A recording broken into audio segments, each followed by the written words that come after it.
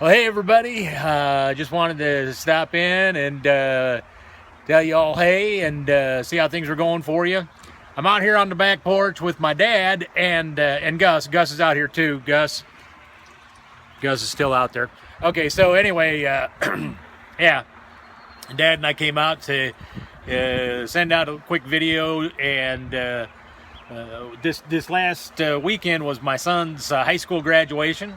Got him all graduated out. Now I'm looking for people to send money so that I can pay for his college. So if you have anything extra laying around, just send that to Dennis Tooley.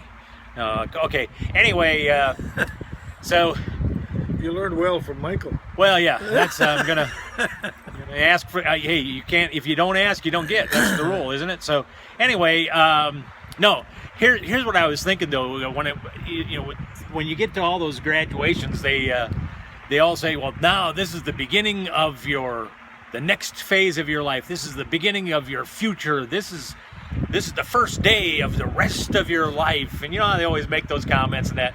And it's kind of a tradition that you're supposed to say those kinds of things at a graduation. But the reality is, I got to thinking that that's advice we could all take.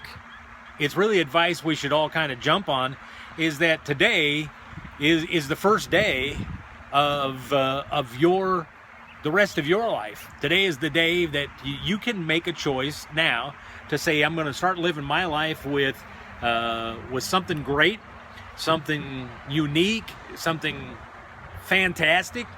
It doesn't matter if in your past there have been mistakes you've made. It doesn't matter if you have a debilitating disease that you found out you had and now all of a sudden things have changed, because we all know MS will change your world and change you. But the reality is, there's a lot of great things that you can do in spite of the MS, in spite of your past. You just have to make the choice to make something great happen. The bottom line, and I say this to people all the time, you were born with innate greatness and unlimited potential.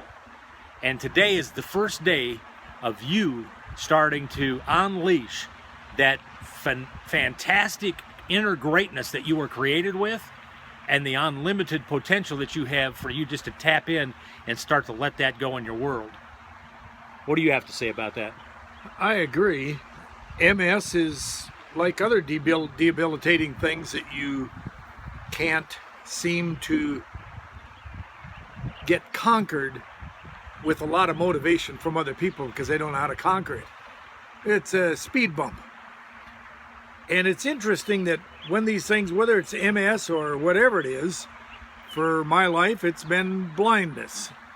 And you just learn to overcome that. For example, you learn that how many blind people get to drive semis and get to run buses and all of that kind of stuff. But when you consider the technology of today, they make roads for that kind of purpose. They put little bumps in the middle of the road that sound different than those on the outside. It's kind of like driving by Braille. And when you get that figured out, you can do what you want to do in spite of the limitations that other people think that you won't be able to do it with. Yeah, you get over on the one side and that's Braille for, hey, you're about to run off the road, get back on the lane. You get over on the other side, that's which is Braille for, hey, you're about to run head on into that truck, what are you, blind? Well, yes, thanks for noticing. So and that's true, and you learn the difference. You learn the difference even in that jesty statement that we just made.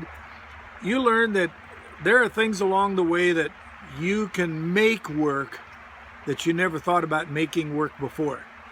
I'm thankful for the fact that I've got a son that has MS, that has learned how to overcome the problem in spite of the problem, and how much laughter generates dopamine in your body that pumps up the immune system and makes you feel like I still have value and worth.